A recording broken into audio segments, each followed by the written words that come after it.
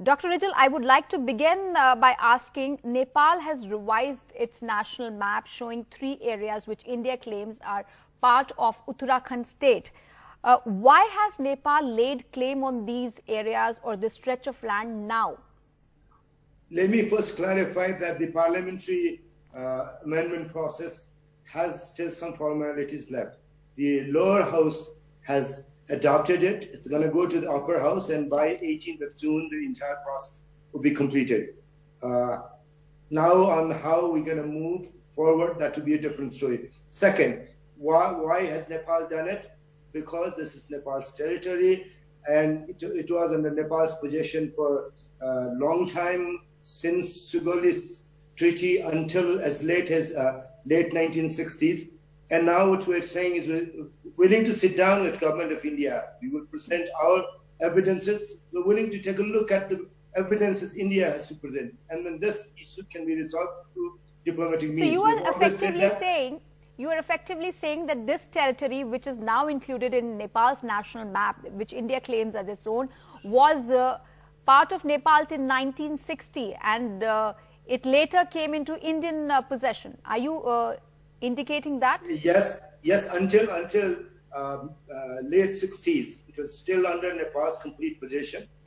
Then after, especially after the Indo-China war, probably has happened what has happened today and the way it exists today.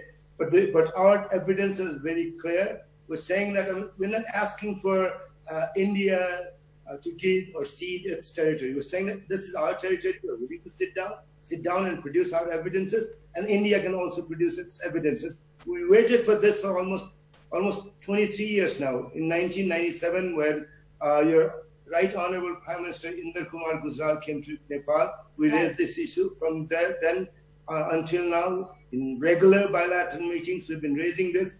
And then we have always been assured that this. So what has been India's response? Because recently, when this map was released in public domain, India had reacted sharply, saying that this is a unilateral move on Nepal's part. And given the historic and friendly nature of ties between India and Nepal, this may affect the equation between the two friendly neighbors.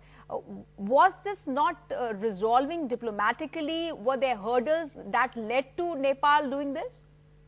We always favor diplomatic resolution, and that's precisely why we wrote to Government of India that this has to be resolved, attended to.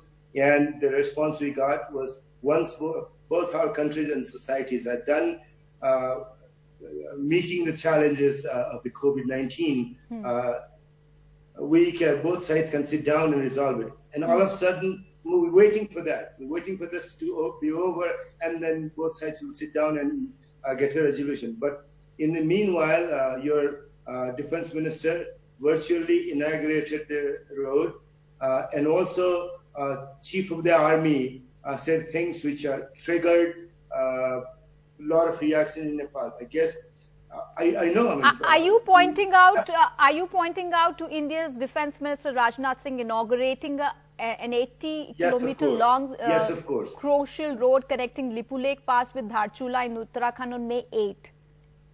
So I guess here the point I'm trying to press here is the letter that came from India's side was, once the COVID problem is over, crisis is over, both sides can sit down and find a resolution.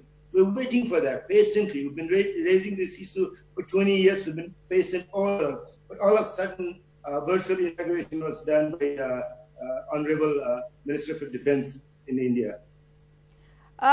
You're also indicating that India's Army Chief General M.M. Narawane also made a statement.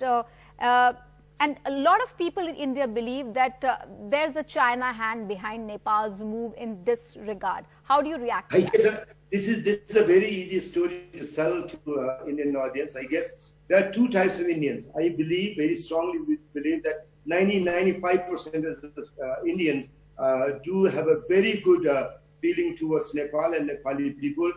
And if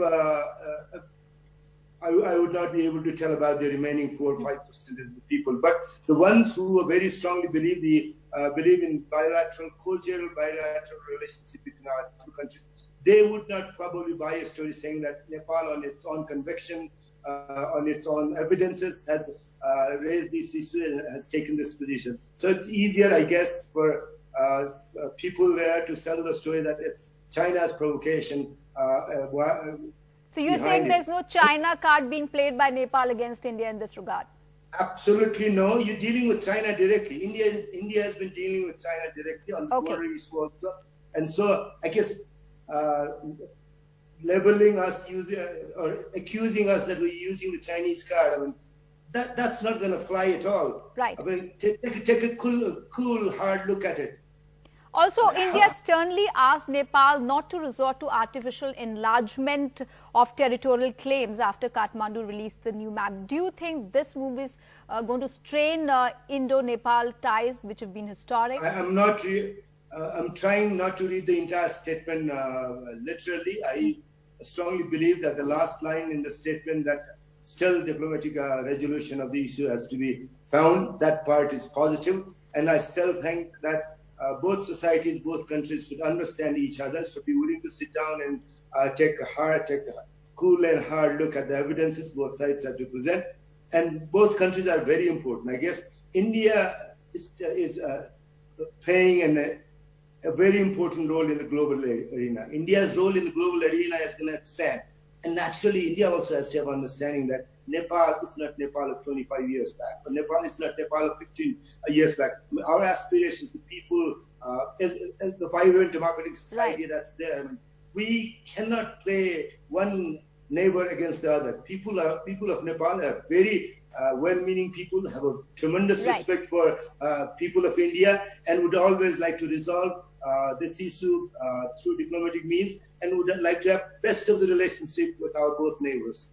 Thank you so much for taking time out for us, Dr. Minendra Rijal, making an important statement there. Thank you so much for joining us.